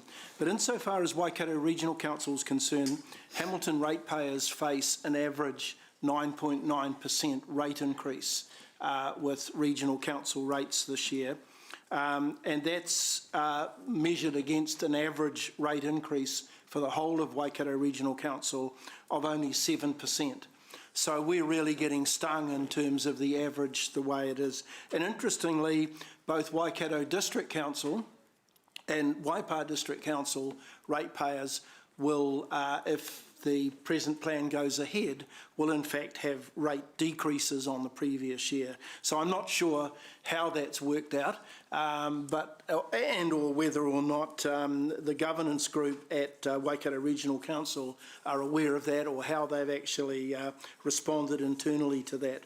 But I think we should have a lot more oversight than we currently appear to have with Waikato Regional Council decisions, particularly in regard to the impact that their rates and their rating decisions have on our residents. I feel today that we're merely a messenger in terms of sending our messages across. We have previously spoken with the Regional Council on a number of the issues that are in our submission, and I don't think we've really had them showing, to me anyway, a fairly positive response to some of the decisions that they've made. So I think we should try and become a little more than merely a messenger on these, that these submissions are received by them, and perhaps try to influence in a better way the final decisions that they will make on their long-term plans. Thank you. Thank you, Councillor. Councillor Bunting? Thank you, Chair Angela. Yeah, look, I thank you for being so nimble on this. I really like the positive language you're using in this, because I do recall when Russ came in and Axel came into our 10-year plan deliberations, they were very kind about the relationship that we've got with them, and it's, you know, the Te Huia relationship is great, the biodiversity relationship that Sarah's is striking up with, and the transport discussions that we're having with them through our various committees is, I think, really, really positive. So I really like the positive nature of our relationship with, I'm saying the regional council in this case, our relationship with the district council is I think getting stronger as well. And so I think the time is right to talk about sharing the responsibility without being heavy-handed on some of our intersections in our libraries and our close areas, because people don't see boundaries like we do. I would just request, though, if councillors are going to send Mark Browham an email, they check their address, because Mark Browham and Mark Bunting are very similar, and I get a lot of your emails. So I can't guarantee I'm going to send them all through, but I will give you a response if I can. Thanks for that. Councillor Hamilton. Thanks, Chair. I missed an opportunity in questions, so I'm going to work it into my debate just in terms of that community lands trust and inclusionary zoning. We could also, we've asked for cash, $2 million of seed funding. We could also ask for cash and or land, because councils often have a lot of land and may not have the cash. I believe Waikato District has 400 bits of land throughout their region that potentially could fit. And I also think in my submission to you guys, there was maybe a sentence or two on the explanation better of what the Community Lands Trust is, because not a lot of people actually understand the mechanism and how owners retain equity, etc. So I think we could do better about that. I also think, notwithstanding some of the challenges we're working through with the trust, in terms of the housing crisis, this is one really important part of the spectrum, and I think we've got to advocate for that and encourage our neighbours, because it is a genuine Waikato Lands Trust that we need to advocate for. So I'm happy to speak to it as one of the submitters, or equally if staff or other elected members do. I just think this needs some good communication and advocacy, because it is a very powerful mechanism if we get it right. Thank you. Thank you. Councillor McPherson. Thanks. What Councillor Bunting didn't explain was that Mark Broham also gets a lot of his emails and has to answer them. Touche. I pity Mark Broham. Look, some good speeches, and Ryan made some good points just there about the Community Lands Trust, and it's not clear to a whole lot of people, including in Hamilton, exactly what it is and what it's envisaged doing, because the doing part hasn't exactly started in a hurry, but that's another story. Look, I just want to respond to something Rob said, which I think is sort of important. The reason I believe that the Hamilton rates have gone up higher, faster proportionally than elsewhere for the regional council is because there's no PT rate built into any other council, whereas there is into Hamilton, and there has definitely been an increase above the previous ones there. So there isn't there, and you know that 220,000 for Tahuia for the district council, if you added that on plus what they put in the buses, you might get a better picture. So where you're seeing those PT rates reflected to a certain extent within the district council's rates, whereas in our case, they're all transferred to the regional council. Long may that continue. So I think that, it's not an apples for apples comparison that anyone's able to do until someone sits down and crunches the numbers. But it might be handy to do that, to check, whether they are paying as much in Huntly proportionally as they are in Hamilton, for instance. The other thing that I'd like to say, which sort of echoing a bit what Councillor Bunting said, is that we do have a much better relationship with the regional council than we've had before. And I note the other day when they came and submitted to us, all 4 of their Hamilton City reps were here, which is not something you could I've seen for many years, if ever, all 4 of them. And I think the people like the new CEO and the chair and that have got quite an affinity with the city council, and we should actually build on that and treat them as part of the team as much as possible. So it's all good, and it's true the other councils, or particularly Waikato District Council, we're getting closer to. I have more doubts about Waipa. They are trying to build a wall, I think, somewhere around Ohaupo between us and them. Well, they would like to.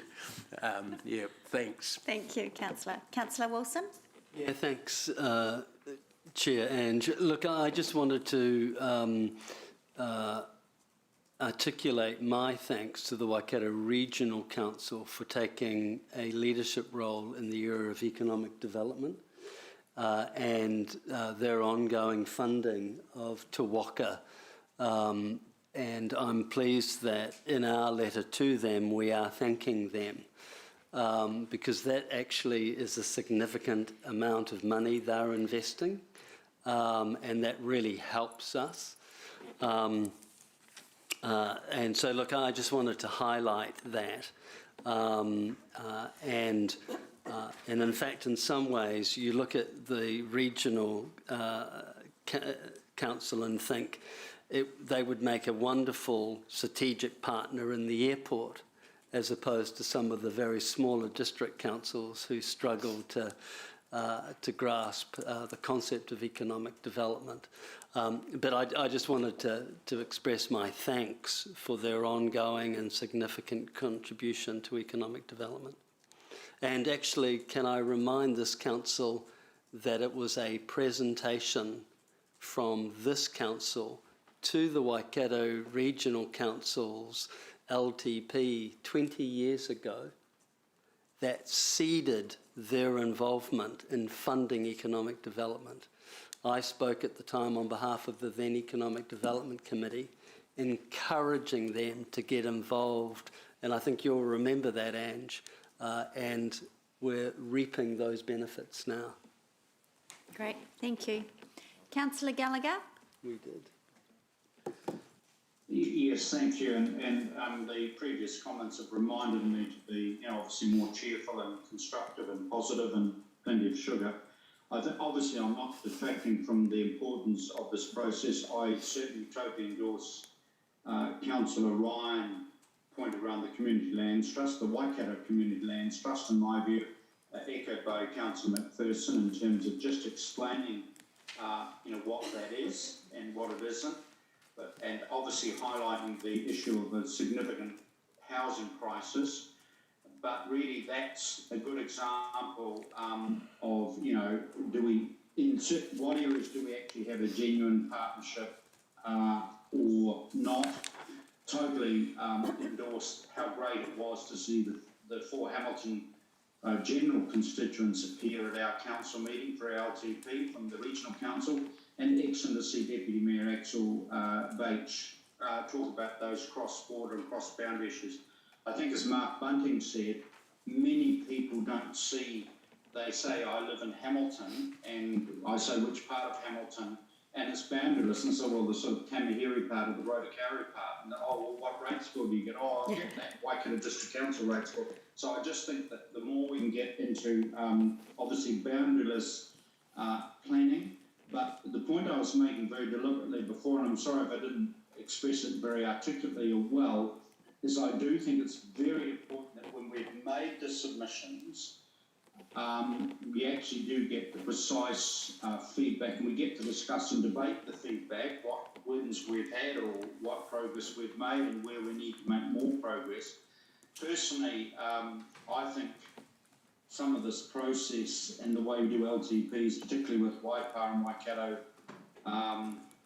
could probably be improved, and I think that the whole issues we face as local government in this area no doubt could be a great case study for the major review of local government moving forward of how we can perhaps do it better. I'll leave it at that, but certainly endorse the positive opportunities we have, but it is very important that we do get precise answers from our colleague councils as to how successful our submissions have been or not.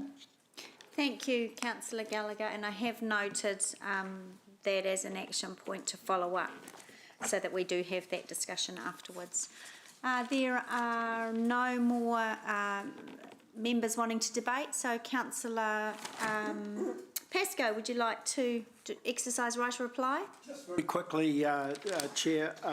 Look, I also acknowledge that there's a good relationship between the councils, and that relationship, I think, in my time on council has got better and better.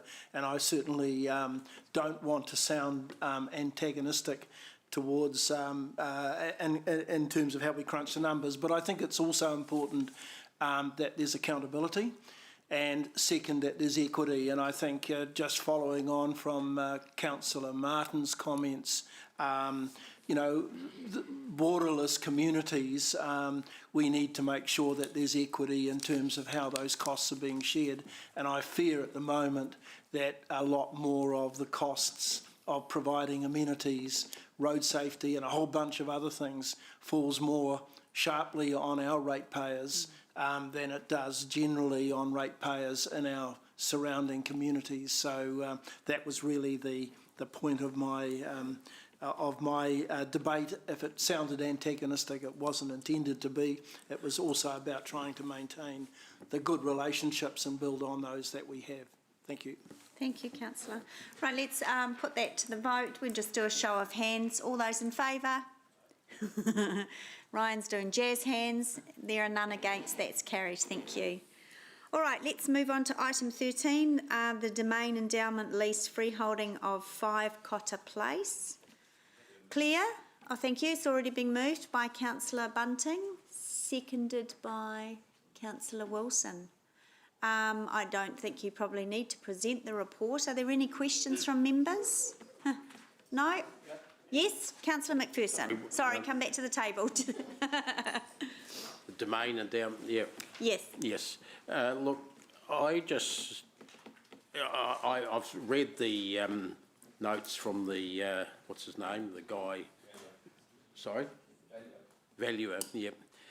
And I have to say that I'm entirely unconvinced, and one of the interesting things I found is that I'd actually looked at the place right next door to that in terms of helping a family member buy a house literally, and I know what they're asking extra for the property literally alongside, and this represents the amount, the valuation of 435 represents only a 9% increase on the registered valuation from over 2 years ago, I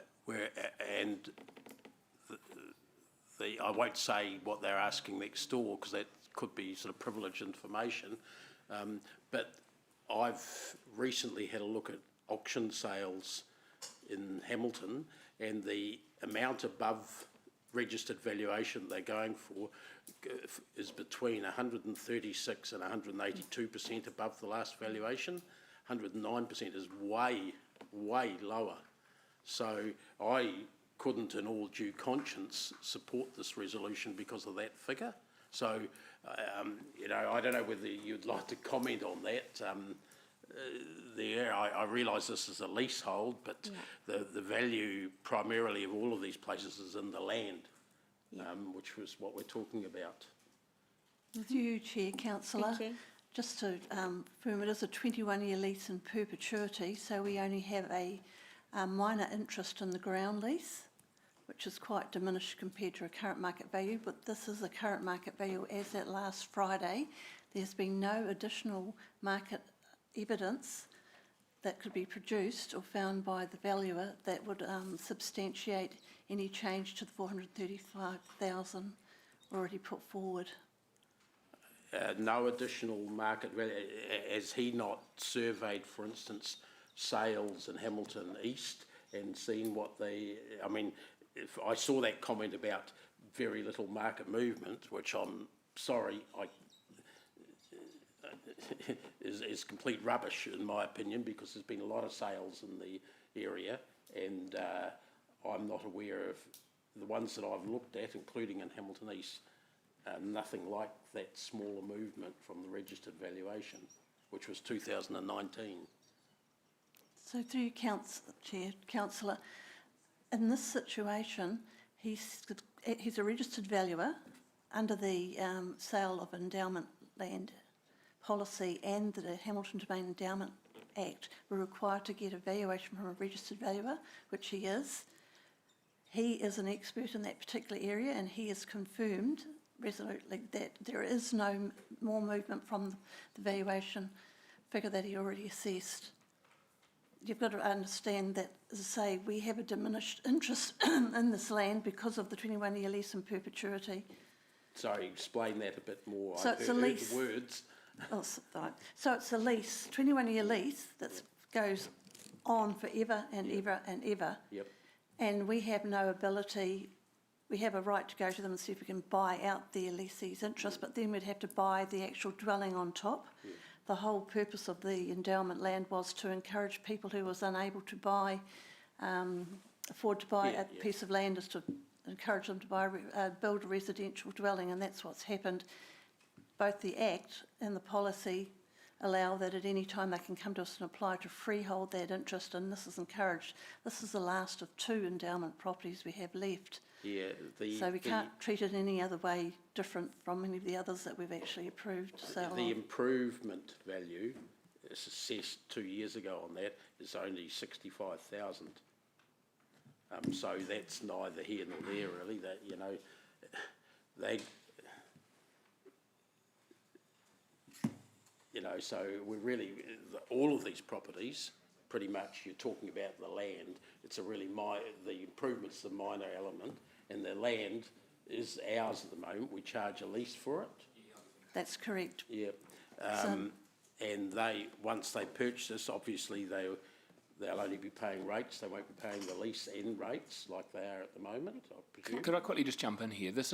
We've yet to actually negotiate a final price for this property, have we? Actually, we have. We have done that. We have done that. Yeah, so that's the problem. It was done before it came to us. So the question is how much of this should be in confidence or not?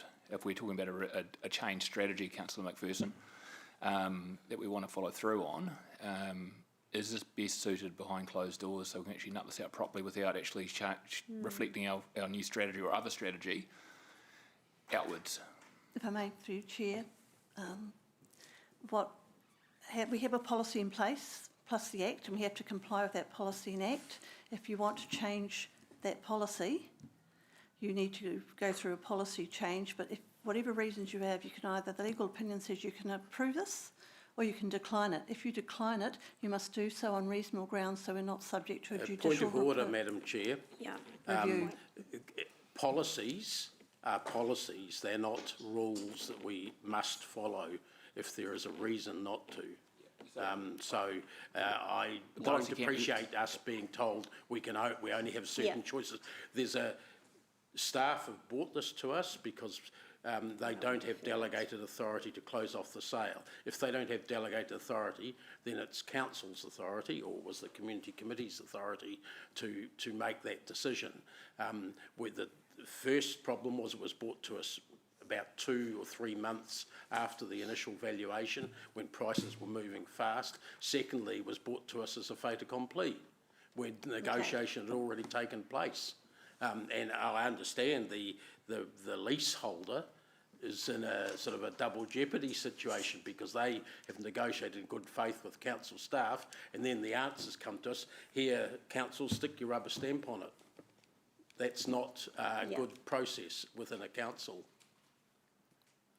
This has come back because we questioned the valuation at the last community committee meeting, and the answers from the valuer, registered valuer, do not match market reality that's happening out on the streets of Hamilton. I could go down to Lugton's today, or I think it's Harcourt's today, and see prices are going.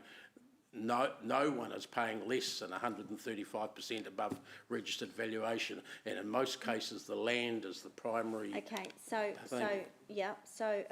would we, if somebody put a procedural motion, would we be able to defer this item? Point of order. Point of order. Well, hang on, I'm just asking. We are already under a point of order, and I'm just wanting to find the answer. It was already deferred, yes, I understand that. I'm just not suggesting that that's what we do, but I want the answer so that members can consider it. Yeah. Just through the chair, make a suggestion. I see exactly where Councillor McPherson's coming from. As a solution, that going forward, that we come to the committee first and ask for approval of principle to sell the land, subject to the Chief Executive being delegated the power to negotiate a current market valuation at that point of time, which would resolve this delay. It's not going to resolve this item today, though, No, so but that's it's what just a I need suggestion to going make sure we do. We'll go to Jen. Can I make a suggestion that potentially what we could do is just have a conversation over lunch about the challenges here, and just unpack the policy and legal basis for this, and then everybody will have the information they need to be able to make a decision that they decide. Yep. Okay, so let's And leave. I appreciate I'm just one person here. Yes, no, I know, but we just hang on. Just one moment, one moment, Councillor Gallagher. I'm finishing with Councillor McPherson. I want to make sure that everybody's comfortable to make a decision today, so that's a great way forward. So, Councillor Gallagher, what precisely is your point of order? You may rule this as a point of information or a point of order. I'm not sure which. It's a bit hard to hear on Zoom. Yeah, appreciate. The Chief Executive asked a very clear question as to whether or not, without prejudice, this matter should be held over into public. Yes. So you want some of the micro-commercial detail of this transaction. Was that answered? Yeah, I think the suggestion by Jen addresses that, and having a conversation over lunch just to make sure everyone's on the right page. We'll probably sort that out. Okay, so that's. You may not need to rule on my point of order. No. Thank you. So, all right, well, we've got that as a way forward, but we'll continue with questions. Councillor Hamilton, because it has actually been moved and seconded, hasn't it? Yes. Yeah, okay. So, Councillor Hamilton? Thanks. I'll ask a question, but I'll just try and be helpful with some of the context. I think this was deferred because we felt that the market valuation wasn't reflected in the price, and I think that was why we deferred it last time. But in corresponding email from Wendy, if this is correct, you said it is Wendy and Claire. It sits in the Hamilton East character zoning, which does not allow for further subdivision or duplexes, and that capped why the value hadn't lifted as much as, say, comparable neighbouring properties. Was that a factor in that slower shift in price? Through you, Chair, that's correct, Councillor Hamilton. You can't subdivide that property or do high-level duplexes on it because it's in the character zone, which actually diminishes the value. Okay, thank you. Councillor Wilson? Yeah, thanks, Madam Chair. Thanks for the report, Wendy. Is it also true that drawing a further distinction between normal market escalation in value of other properties, that a limiting factor is clearly the fact that we've got a lease involved in perpetuity?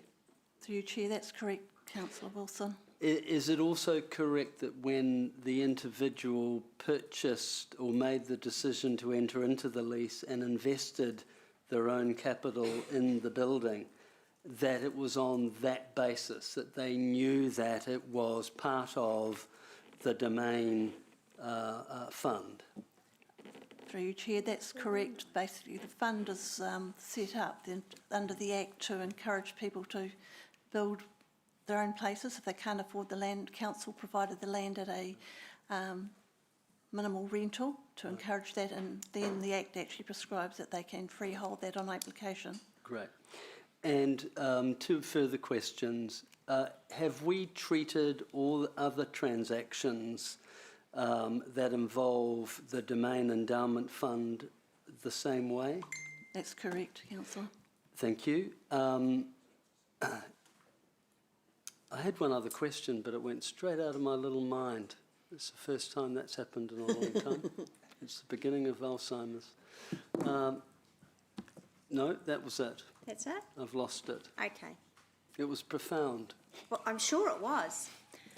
Okay, look, so here's, we're not ready to break for lunch yet, so we've dispatched with questions for now. If we can just lie this item on the table and continue with the agenda, that gives us time to chat with Jen during the lunch break and make sure that everybody's comfortable, in a relatively comfortable position to make a decision, whatever their decision might be. So we don't need to move anything with that, We can just... No, okay, all right. So let's park that one and let's move on to a really super exciting one for me. Item 14, thank you ladies, Three Waters reform update. Andrew? Myri? Not Andrew. The new Andrew. We've got the upgrade. We've got the upgrade, yeah. We've got the upgrade and Nigel. Morena. The purpose of today's report is to ensure elected members are kept updated on all aspects of the Three Waters reform process.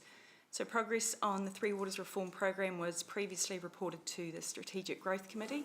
However, at the February meeting, it was noted moving forward that a regular report would come to each of the council meetings. Overall, there are still a lot of decisions to be made, and government is the first to acknowledge that there is still a lot of detail yet to be developed. However, there has been a lot of information that has been released, which we've collated and included as attachments to the report today.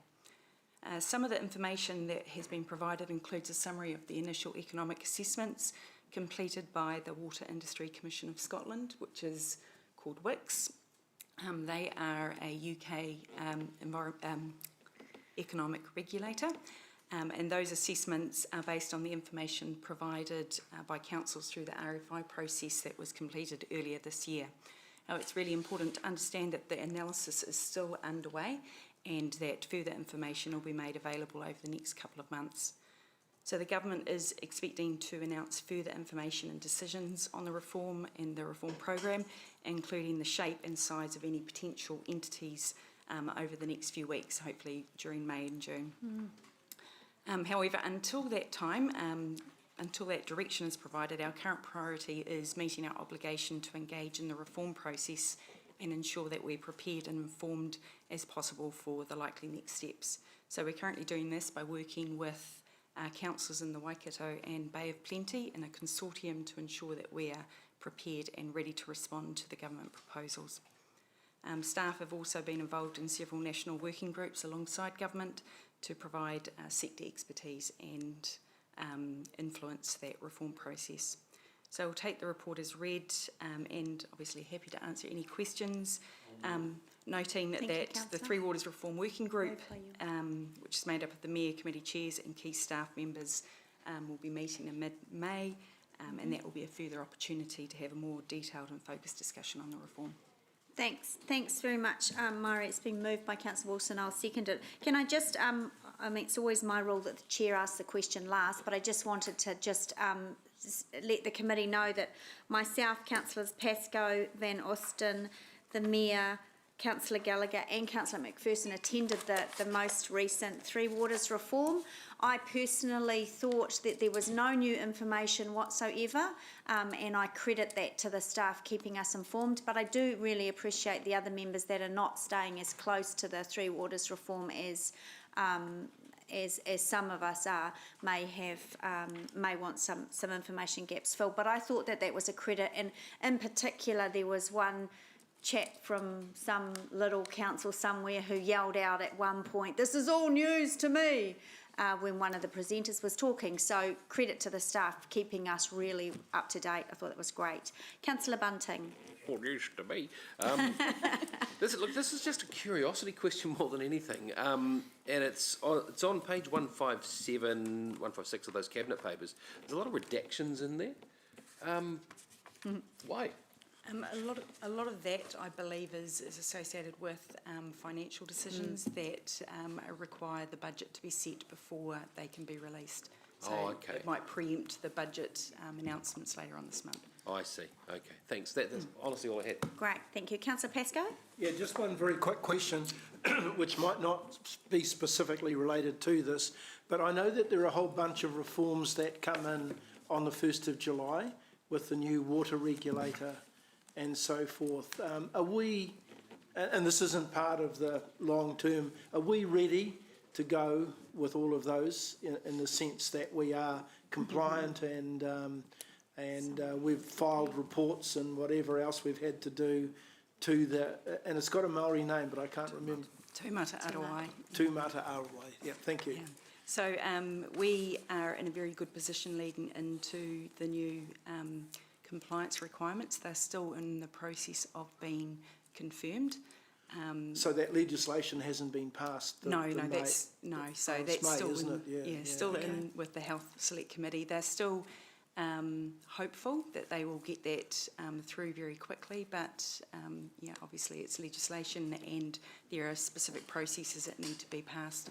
So once that is through, then they will go out for consultation on the new drinking water standards, which is really where we show and can demonstrate compliance. But I'm on the working party to develop those standards, and I can. You're quite confident that we are heading in the right direction. Thank you. Thanks, Mari. Thanks, Chair. Thank you.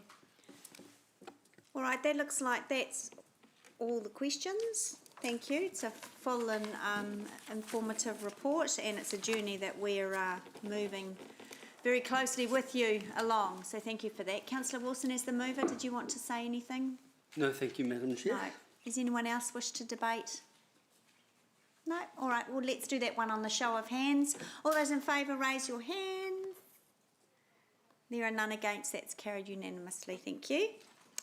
All right, now let's move on to item 15, recommendations from open committee meetings. And we will go to Councillor Pascoe. Your one's up. We do need to do these separately, don't we? We can, it's a bit tidier. I will move. This was a unanimous decision of the Finance Committee, so I'm happy to move. Okay, great, and seconded by the Deputy Chair. Yep. All those in favour? Are there any against? Thank you, that's carried. Where's my one? From Finance Committee, page 369. Is that right? Yes. I will move those recommendations, and that was our meeting, was that this week? Yep. On scooters and the bylaw and the waste thing. And Councillor Gallagher, as Deputy Chair, is happy to second that. Thank you. All those in favour, please raise your hands.